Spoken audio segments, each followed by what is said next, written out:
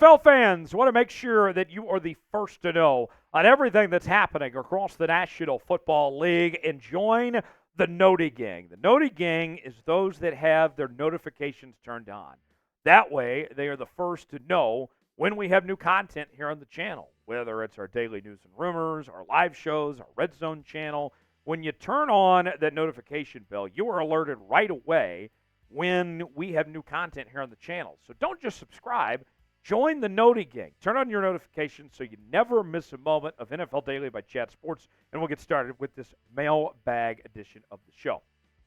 NFL Fan 69, nice, writes in, can Lamar Jackson win the MVP? Great question, NFL Fan 69. Here's the thing with Lamar and what we've seen so far from him in 2023. Lamar has played very well this year, but the statistics don't show him as a top MVP candidate. His stats aren't up there with the likes of Dak Prescott, Brock Purdy, Tyreek Hill and company. He's having a good year, a good bounce-back year. I love what he's done in this Todd Monken offense. I love that the Ravens have actually invested in Lamar Jackson, put weapons around him like Zay Flowers and OBJ. We've seen Isaiah Likely come along, even with the Mark Andrews injury and all that. The run game's been solid, even with J.K. Dobbins going down. All of that is good for Lamar, but it's not quite good enough to win MVP.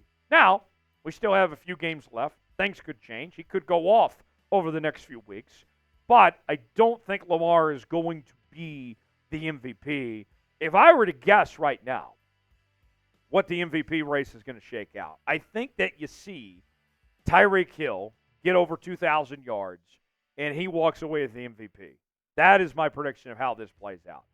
Would love to see Lamar win it a second time, but I don't think that's going to be the case. Who should win the NFL MVP award?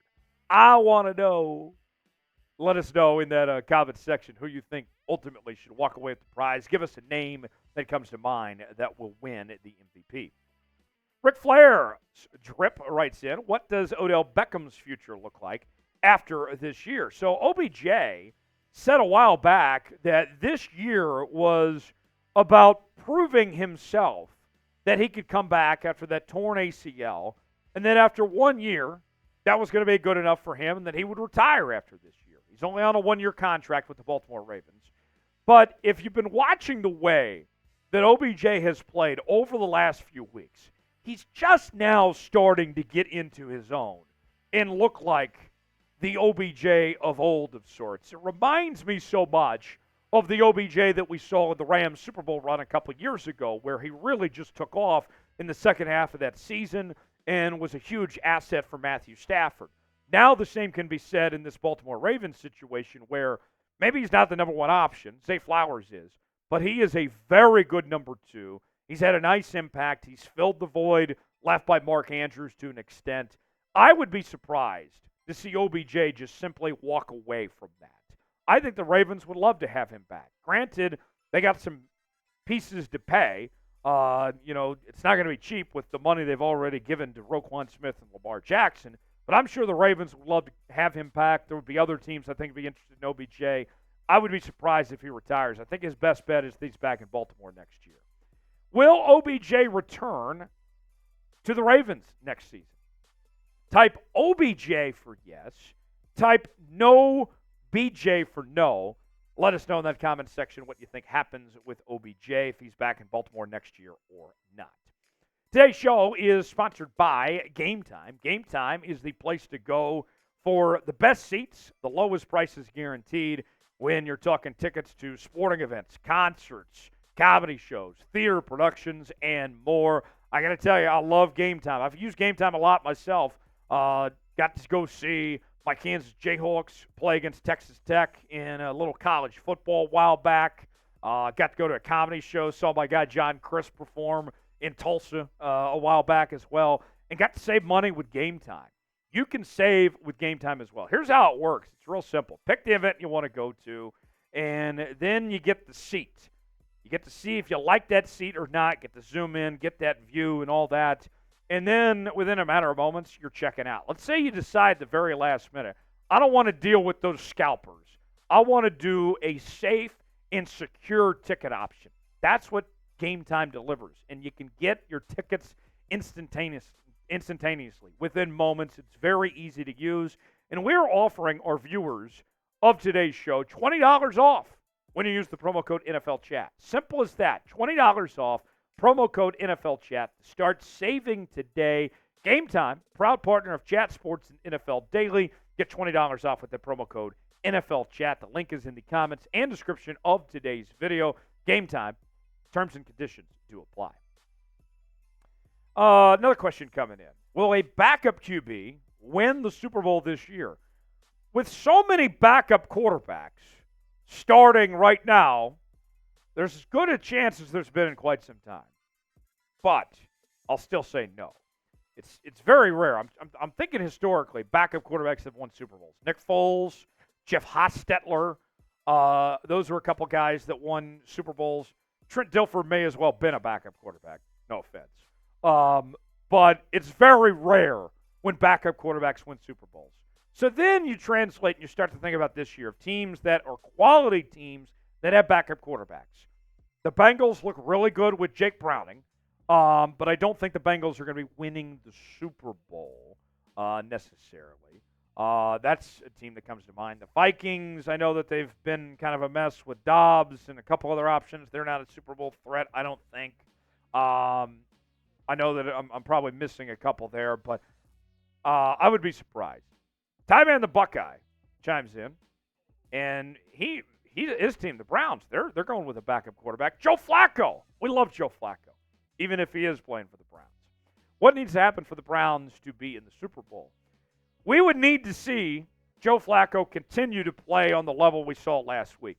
We need elite quarterback Joe Flacco to show up for this Cleveland Browns team for that to happen. Their defense is phenomenal.